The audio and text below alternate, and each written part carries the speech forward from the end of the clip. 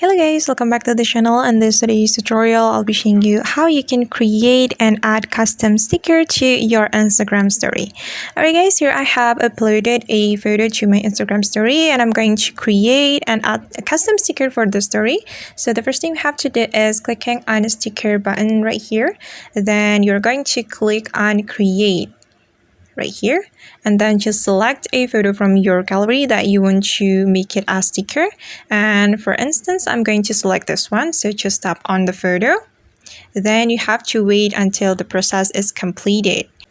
Alright guys, and now the sticker has been created, and if you want to use the sticker for your Instagram story, you can simply click on use sticker over here, and then the sticker will be added to your Instagram story.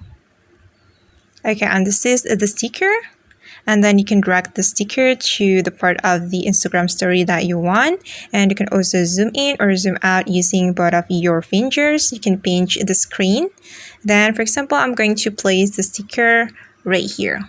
Alright guys, and that's the way to create and add custom sticker to our Instagram story. I hope this tutorial will be helpful for you. Thank you so much for watching and see you on another video.